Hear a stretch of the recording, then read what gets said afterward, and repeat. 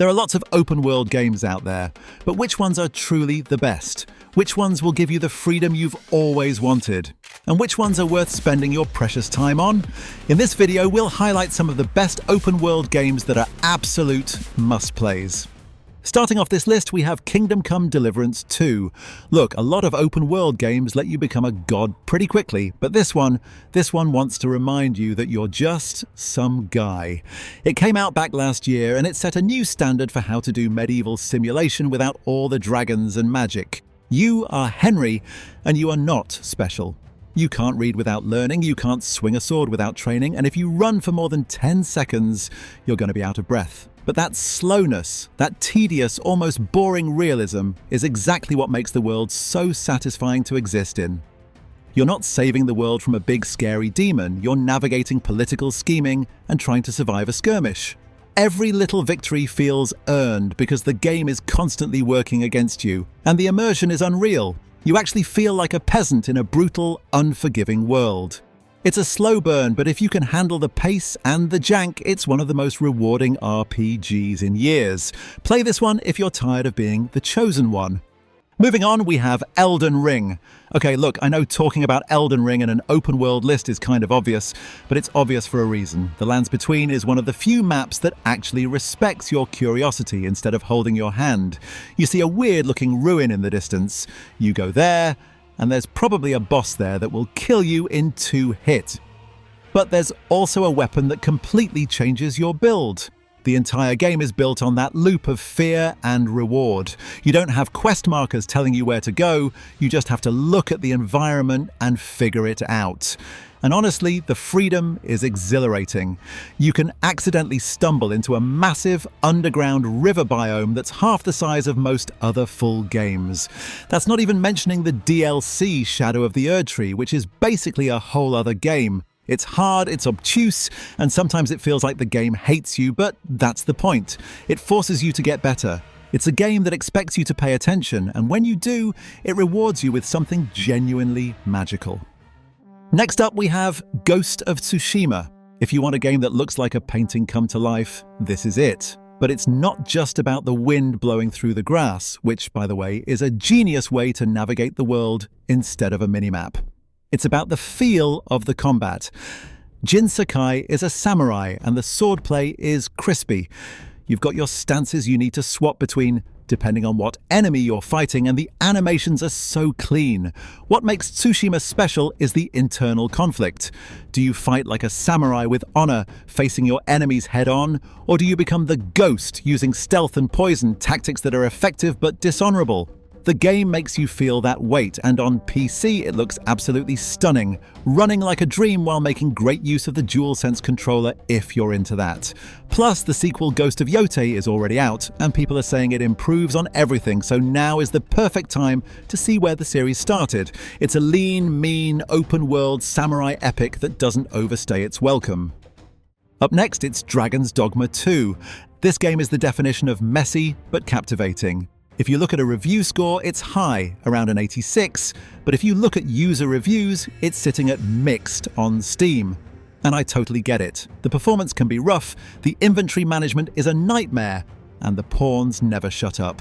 But I don't care, because climbing up the back of a griffin while it's trying to fly away and stabbing it in the eye is one of the best feelings in any action RPG.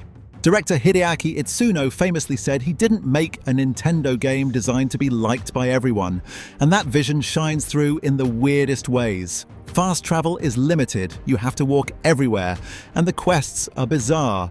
But that friction is the point. It makes the journey feel like an actual adventure, something you have to prepare for. You set out into the wilderness with your posse of pawns, you get lost, you fight a cyclops, you find a cave that leads to a secret dragon fight. It's janky, it's frustrating, and I absolutely love it. If you want a sandbox RPG that rewards experimentation and doesn't hold your hand at all, this is your game.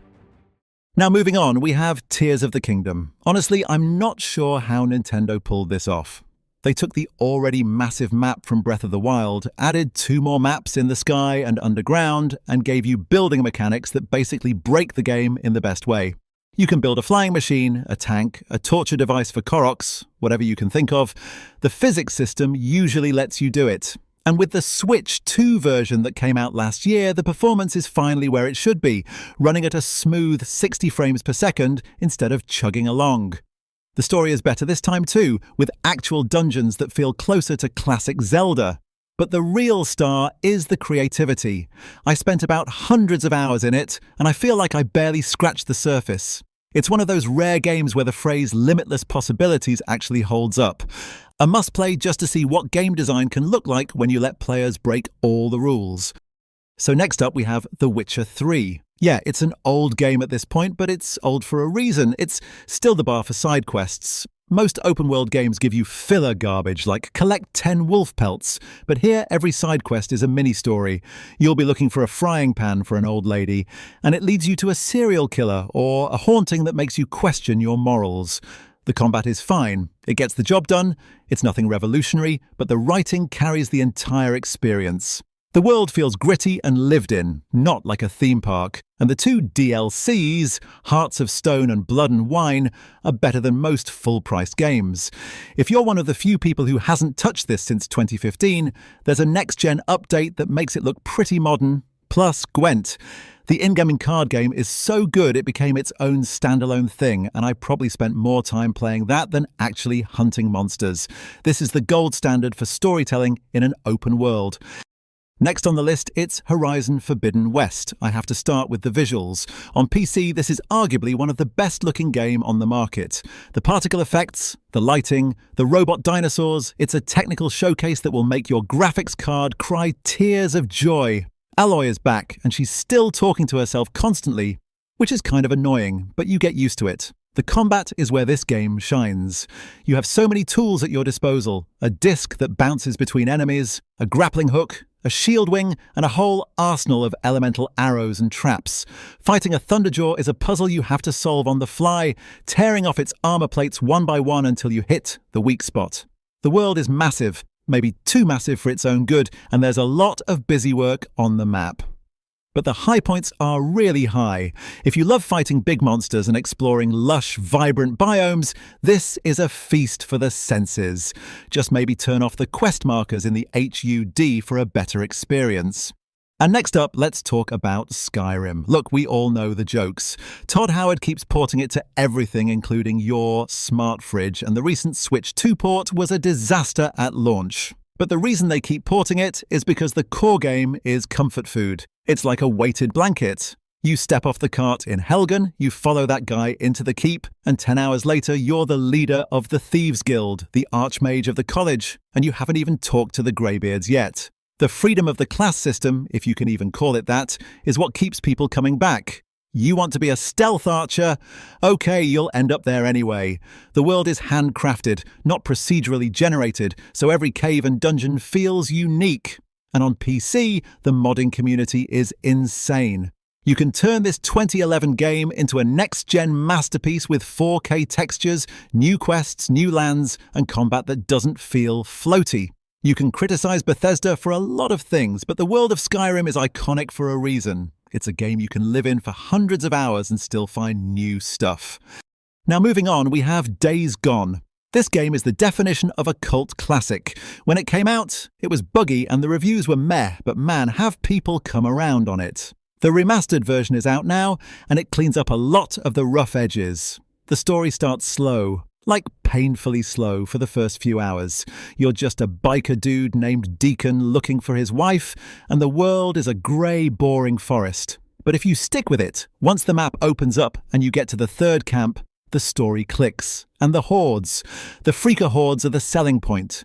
There are sequences where you have to run from a literal river of zombies, hundreds of them flowing down the street like water, and you have to use the environment and your traps to thin them out. It's terrifying and exhilarating.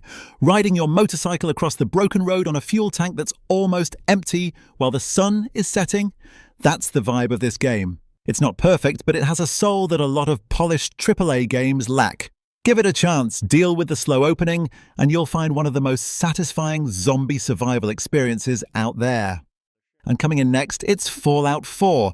Here's the thing, Bethesda has had a rough year. The next-gen update for Fallout 4 that came out in 2025 was a disaster, breaking mods and introducing new bugs.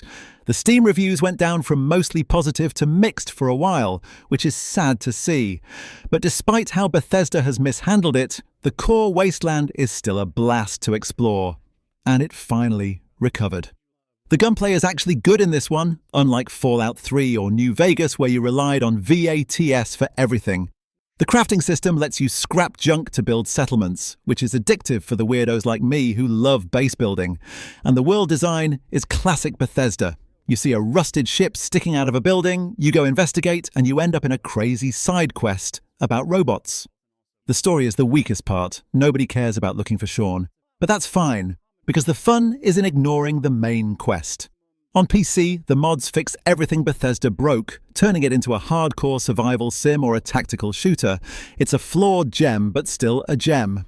And coming in next, it's one of our favorites here, it's Red Dead Redemption 2. This is the slowest game on this list, bar none. Arthur Morgan walks like he's knee-deep in molasses, skinning an animal takes a full 10-second animation, and riding your horse across the map takes actual, real-life minutes. But that's the point. Rockstar created a world that lives and breathes without you. The NPCs have routines, they recognize you, they talk to each other. It's not a game you rush, it's a world you inhabit. And it still looks better than most games coming out today. The lighting, the volumetric fog, the mud on Arthur's boots, it's a technical marvel. The story is a tragedy, and I'm not ashamed to admit I cried at the end. The biggest complaint is that the mission design is rigid. If you step 1 foot off the path, you fail the mission. But the free roam is where the magic happens. You're hunting a legendary bear. You get ambushed by the O'Driscolls. You help a stranger get his horse back. You get into a shootout in a town, and suddenly it's 3 hours later and you forgot what you were doing. That's Red Dead 2. It's a masterpiece of atmosphere and detail. And finally, the top spot is Death Stranding 1 and 2. I'm cheating a little by putting both here, but I don't care. Hideo Kojima made a game about walking, and he made it thrilling. The first game is a meditative experience about loneliness and connection in a fractured America. You are a porter, literally a delivery guy, and the main gameplay loop is walk from point A to point B without falling over and dropping your packages. But the terrain is the enemy. Rain that ages you, ghosts that drag you to the underworld, rough rocks that trip you. It's a traversal puzzle. And when you finally get to the top of that mountain and see the path you created for other players, the sense of community is unlike anything else. The sequel, Death Stranding 2 On the Beach, came out on PS5 last 2025, and the PC version drops this year. It expands the map to places like Australia and Mexico, adds wild new combat mechanics, and somehow makes the absurd story even more Kojima. You either vibe with the Strand genre or you don't. But if you let yourself get sucked into the weirdness, you'll find one of the most original open-world experiences ever made. It's bizarre, it's pretentious, and I wouldn't change a thing about it.